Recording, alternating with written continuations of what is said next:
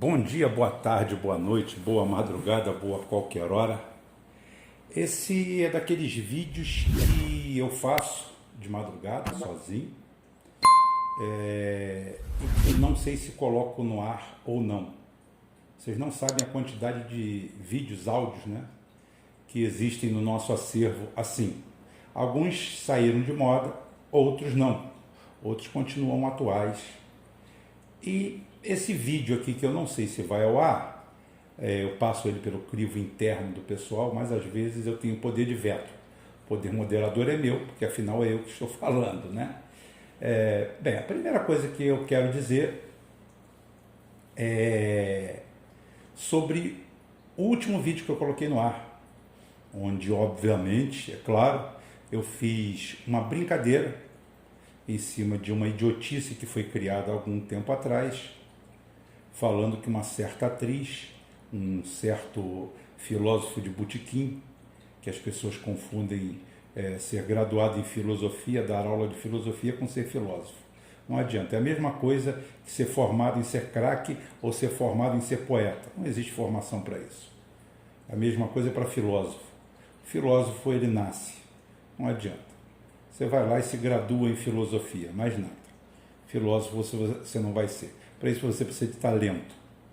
Então, houve uma alusão a isso. Eu criei aquela brincadeira.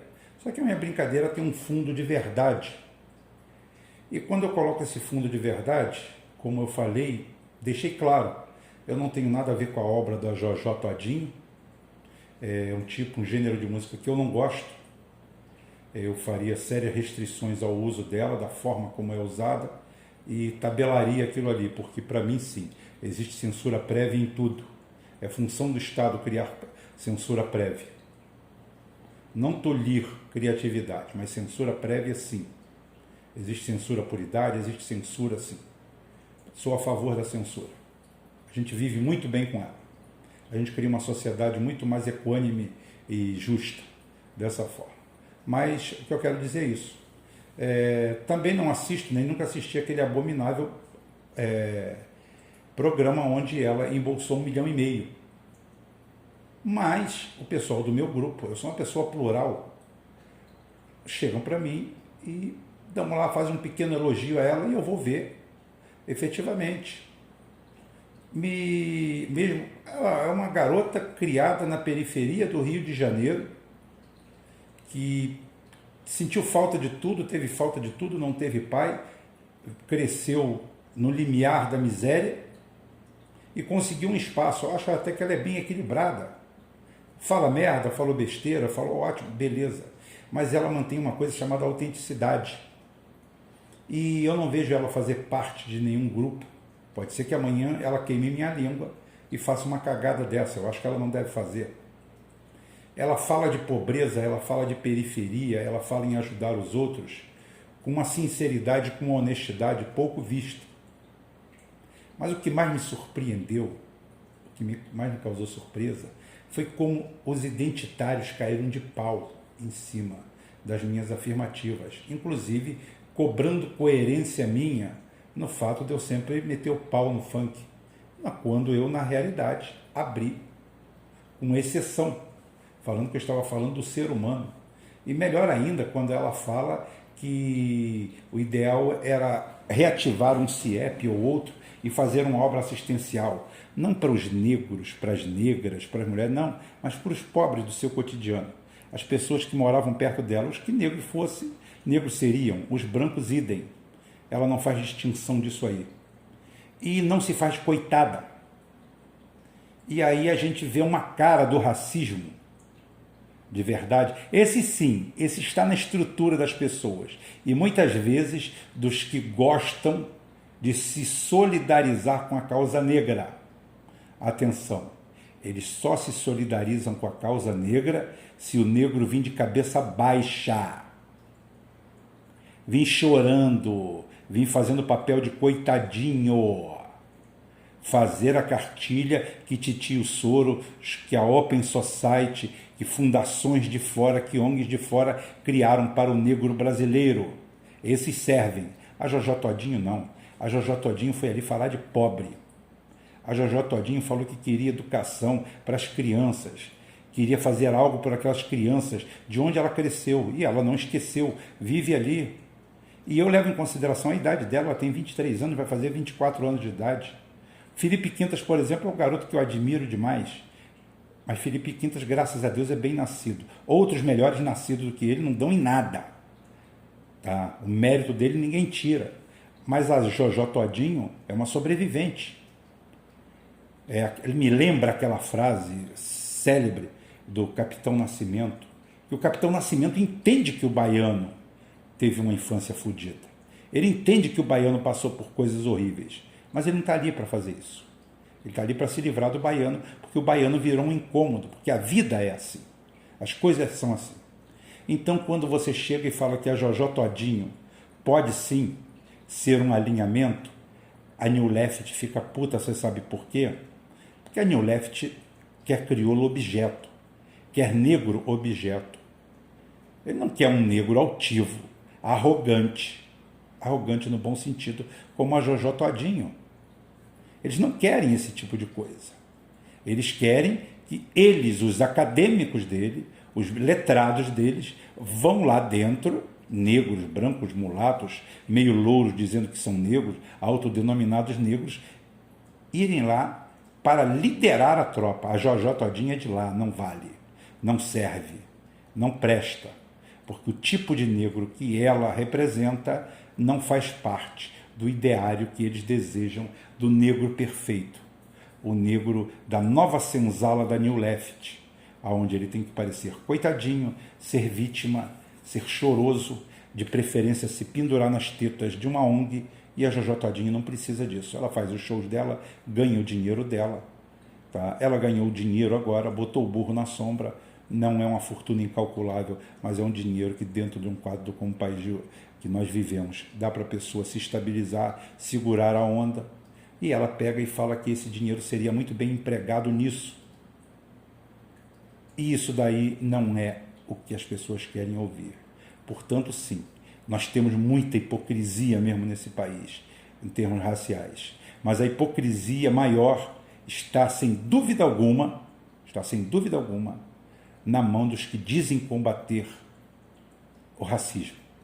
Não, eles não combatem racismo nenhum. Eles se usam do racismo. E para eles só servem negros profissionais. E a Jojó Todinho é uma negra autossuficiente, com voz própria, com pensamento próprio e com um discurso próprio. Não vai aceitar que coloquem palavras na boca dela, porque ela não precisa de ninguém. E aí a porca torce o rabo. E a Jojó Todinho passa a ser atacada como eu fui atacado. Mas não tem problema. Continuo no mesmo ritmo, na mesma vertente. A Jojó Todinho pode derrubar o Bolsonaro. Pode. A Jojó Todinho pode derrubar essa esquerda também. Porque a Jojó Todinho é a pessoa que veio do povo, conhece o povo, não se afastou do povo e pode representá-lo melhor do que muita gente. É só não morder a isca errada. É só não tomar o copo de veneno que a New Left oferece para eles e a direita também oferece. Se ela continuar independente, se ela quiser alguma coisa, como eu falei, quem é Felipe Neto na frente de Jojó Todinho? Não tem nem como comparar. A porrada que ela pode dar, o poder de agregar que ela tem, porque quem gosta dela é branco, é negro, é isso, é aquilo outro. Quem gosta dela é pobre. Eu tenho que confessar. Quem gosta da Jojó Todinho é pobre. Da cor que seja. Daquela nossa cor meia misturada. A cor de brasileiro. Tá. E dito isto, eu tenho que vir para a segunda parte, que é outra parte que dói.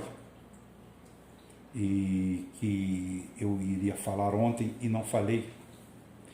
Da ignorância induzida, de como disseram, né, concluíram que essa última geração é a primeira, desde que é mais ou menos acompanhado isso, que o QI médio da humanidade tem caído, e tem caído mesmo. Eu quero dizer para vocês que eu nasci em 1963, e lá em 73, mais ou menos, com 10 anos de idade, comecei a me entender como gente. Comecei a me entender como ser humano. Comecei a entender as coisas, ler, me informar. Não tinha internet, mas eu lia. O que caía na minha mão eu lia. Caiu na rede é peixe. E como eu ficava maravilhado, mesmo com a história que eu contesto da ida do homem à Lua, contesto em termos técnicos, não estou aqui defendendo que a Terra é plana absolutamente. Eu acredito nas viagens espaciais, acredito em tudo.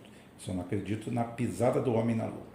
Mas isso aí é outro assunto, eu já fiz 2 vídeos sobre isso aí, posso fazer outro a qualquer momento, não é fruto da conversa aqui. Mas eu ficava embasbacado, eu com 10 anos, menos até com 9 anos de idade, eu via aqueles caças russos, caças americanos, o F-4 Phantom, o F-4, tá? Eu adorava aquela empenagem negativa, diedo negativo, que ele tem na traseira, ficava encantado com aquilo ali. O MiG-23, quando foi lançado, quando eu vi o MiG-25, nossa senhora, a tecnologia e os avanços, e a TV que era pequena, e que era em preto e branco, e que depois cresceu, e que depois acabaram as válvulas, e que depois veio o controle remoto, e que depois elas viraram tela plana, e depois que elas viraram de plasma, e depois que elas cresceram e baixaram o preço, e ficou mais fácil, e hoje na minha sala tem uma TV de 58 polegadas, que é o suficiente para mim, mas eu ainda acho pequena, porque eu gosto da tela grande ali, e eu vou vendo as vantagens, como cresce. Um Fusca, na década de 60, era considerado um carro super econômico, que fazia 10 km por litro, não andava nada, tinha baixíssima potência, poluía pra cacete. O último carro que eu tive fazia 18 km por litro, andava mais do que 3 Fuscas, poluía até 100, 150 vezes menos poluente do que um Fusca. Isso é avanço, isso é tecnologia. Remédios que não existiam quando eu nasci, que não existiam quando eu era adolescente, hoje existem e controlam muito bem a saúde. A gente só tem melhorado. Um avião da década de 70 não é um avião hoje, você entra dentro dele. Ótimo. E eis que de uma hora para outra, o ser humano no ápice, a gente vira o século, né? século XX, viramos um milênio, viramos outro milênio, o segundo milênio da nossa civilização aqui, como a gente começa a marcar, tá? A gente vira ele, e aí eu penso, agora ninguém segura a gente, agora daqui a pouquinho carros voarão, todo mundo, e realmente a tecnologia sobe. Hoje um celular meu faz mágica, olha o que um celular faz, olha para um celular. Eu nasci, cresci sem ver um telefone desses. Quando eu fui ver um telefone celular, eu tinha 30 anos de idade, era um caixote. Hoje esse celular faz tudo, me conecta com o mundo, tira foto, filma, faz tudo, eu faço live com ele, eu entro no mundo, as pessoas me veem do outro lado do mundo, isso é tecnologia, isso é a capacidade do ser humano. Eis que nesse meio tempo aparecem bichos grilos negacionando tudo, porque tudo é dinheiro, mas tudo sempre foi dinheiro. Tudo sempre foi exploração.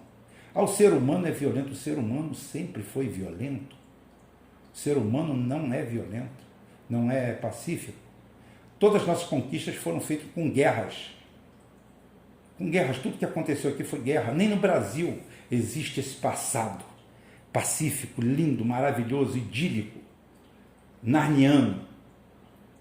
Não vou falar asgardiano, porque em Asgard os nórdicos eram bem violentos.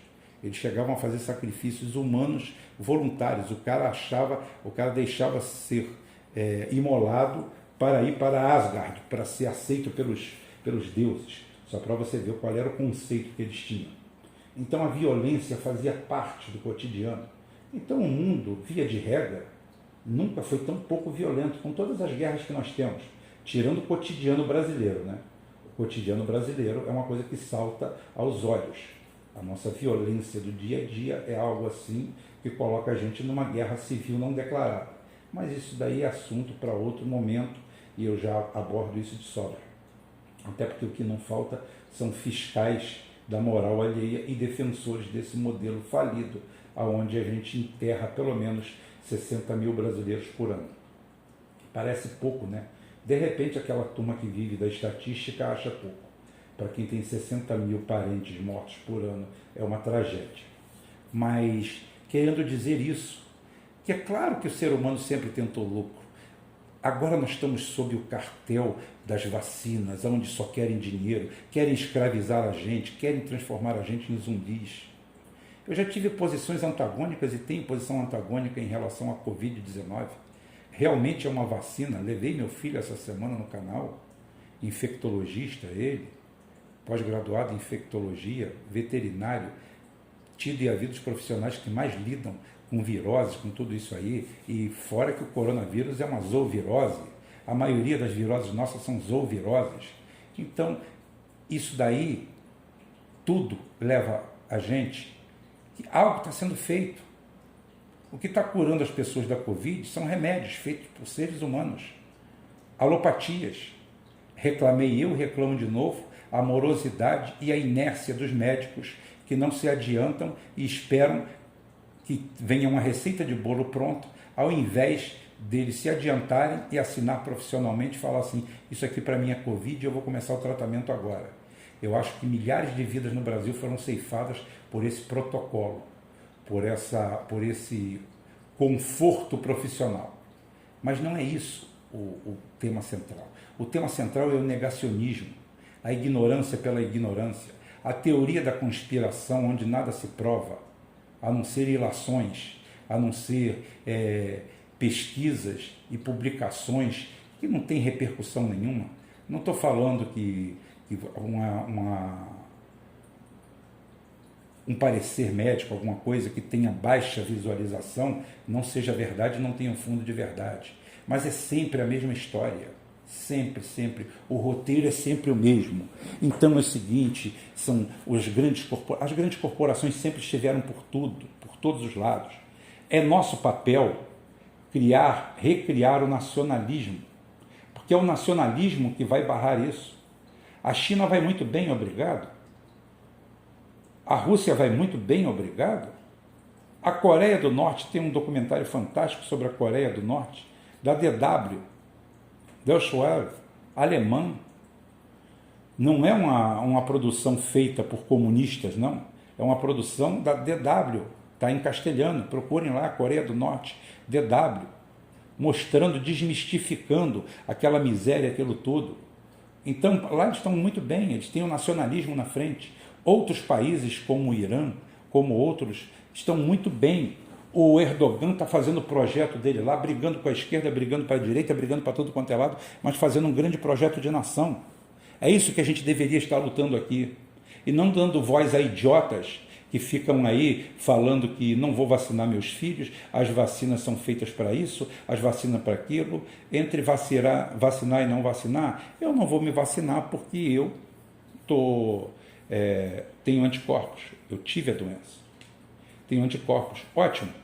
Agora, você deve se vacinar? Eu acho que sim. Escolher melhor, se tiver condições de escolher, e vamos nos vacinar. Vai te conseguir imunização total? Não, mas se conseguir 50%, já é 50% a menos de chance. Tá? Agora, não, isso daí é uma coisa do demônio, estão morrendo milhões de pessoas. Gente, isso é um conspiracionismo idiota, como eu falo. O ser humano nunca foi melhor.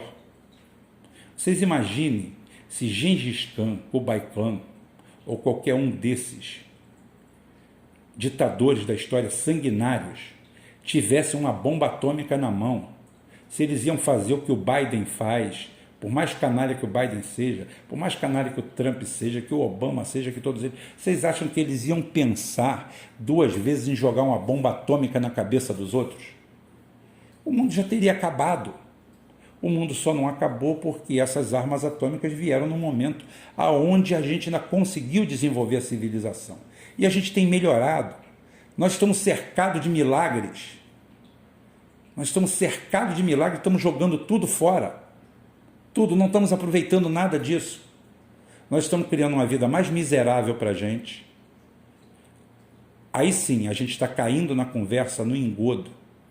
Pula de um grupo para cair na conversa fiada de outro. Nós tínhamos que estar promovendo que isso daí desse qualidade de vida para a gente. A especulação financeira desenfreada, concordo. tudo isso. Agora, você não pode jogar nesse pacote os avanços tecnológicos, o índice de melhoria de vida. Vocês ficam aí repetindo karmas como agrotóxico. Não é agrotóxico, é defensivo agrícola. Os insetos comeriam tudo. Se você acabar com os agrotóxicos hoje, se você ir para essa Nárnia, para essa visão idílica da coisa, você simplesmente em 5 anos, metade da população mundial deve morrer de fome, de praga, de tudo quanto é isso. Fora que insetos desses são vetores de doenças. Existe um sistema de vetoração de doenças exatamente em cima de... O hantavírus é em cima de roedores. Você, quando há um desequilíbrio grande e aumenta o número de roedores, o número de incidência do hantavírus acontece. Dão surtos por causa disso, por causa desse desequilíbrio. Então você, quando mata insetos, você quando limpa o lugar de insetos, você também está acabando com vetores. Existe isso também. Temos que explorar melhor o planeta? É claro que temos. Temos que respeitar mais a natureza? Com certeza absoluta. Temos que equilibrar as coisas? Temos. Eu sempre defendi, por exemplo, o controle de natalidade, principalmente em continentes como o africano, onde as coisas acontecem de forma descontrolada, e no Sudeste Asiático. É claro que sim. Existe um cálculo aí que até 2100 a população mundial vai cair, mas a africana vai explodir. Vamos ter comida para todos eles? Vamos ter? Não sei. As coisas estão melhorando lá, graças à China, graças ao modelo chinês. Porque o modelo chinês é de parceria. Mas eles estão lá visando lucro. Eu não vou esperar que alguém monte uma empresa e não queira ter lucro para acionista, para isso, para aquilo outro. Até porque se você implodir esse mercado de ações, esse tipo de coisa, esses falsos bilionários americanos, que são testas de ferro de verdadeiras estatais americanas. É hora da gente abrir os olhos. Não é hora da gente combater a ciência. Não é combater o que nós temos de melhor. Essas pessoas que falam isso, falam do conforto de suas vidas. Com carrinho de bebês que custam R$5.000 para o seu rebentinho, ganhando 8, 10 mil na sua faculdade, ganhando mais 8, 10 mil ali, ou ganhando tanto disso, ou numa ONG, ou naquilo outro, ou graças a Deus como funcionário público ganhando muito bem. E em cima disso daí, achando que TV dá em árvore, que o carro dela foi desenterrado em alguma coisa como um aipim, acha que tudo isso aí pode ser combatido. A tecnologia é um todo, é um arcabouço. O mundo vai para frente, vai evoluindo, mas nós de um tempo para cá, depois do século XX, da entrada do século XXI, parece que regredimos, e regredimos muito mesmo. Eu vejo a posição das pessoas, eu vejo o discurso das pessoas, eu vejo o questionamento das pessoas e fico assustado com tudo isso. Me assusta. Honestamente, deveria assustar você também. Não é por aí. Não é por nada disso. O agronegócio é extremamente necessário. Podemos melhorá-lo? Podemos humanizá-lo? Se você chegar aqui, a gente tem proposta. Eu tenho proposta. Vamos interiorizar o país. Como eu falei, tá? Você planta tomate aqui, bota a fábrica de extrato de tomate ali, bota a fábrica de ketchup ali, sai com o produto dali já, faz uma agrovila, monta uma fábrica ali, você vai ter 5.000 funcionários ali, e aqueles 5.000 funcionários vão trazer mais 3, você vai ter uma vila de 20.000 funcionários próspera, com uma rede ferroviária para escoamento daquilo ali, e ali você desinchou a cidade, você deu melhores condições de vida, você deu educação, você sai daquilo ali, você estrutura melhor as famílias, porque tudo vem da família estruturada, que é isso que mantém a célula máter, que segura as sociedades, as civilizações. A Europa, onde está deteriorando, é exatamente por causa disso, aonde você não sabe mais o que é família, o que é zorra, o que é bagunça, e você vê que os países mais tradicionais, como a China, como os eslavos, como o Irã, como o Vietnã, como outros, ou sociedades até mais fechadas, como a Coreia, simplesmente estão tendo uma condição de vida muito melhor, com muito menos droga, haja visto que 80% da droga consumida é consumida na Europa e na América, que não tem 1/3 da população mundial. Ou seja, proporcionalmente, o Ocidente, o norte do Ocidente, e se juntar ao Sul também, que consome muito hoje, a gente consome 90% da droga mundial. e lá onde tem extensas áreas de negócio, as pessoas produzem para vender para cá. O ópio é uma forma dessa daí. A sociedade ocidental, sim, nós adoecemos ela. Agora, adoecer ela não quer dizer que você tem que parar de tomar vacina, parar de renegar a alopatia e criar um mundo paralelo na sua cabeça, que isso daí é coisa de doente mental. Não é coisa de uma pessoa sensata. E eu sempre chamo as pessoas para a sensatez. A gente tem que mostrar alternativas, não ficar criticando a ismo de um lado ou de outro. Tá? A Terra, para mim, não é uma pizza. Pizza não é nem meu prato predileto. Tá? E é o que eu tinha para falar por hoje, e nem sei se isso aqui vai ao ar, porque eu fiz fila ou porque quero. Até amanhã, se Deus quiser, ele há de querer. Ou daqui a pouco, ou nunca, porque esse vídeo pode não ir.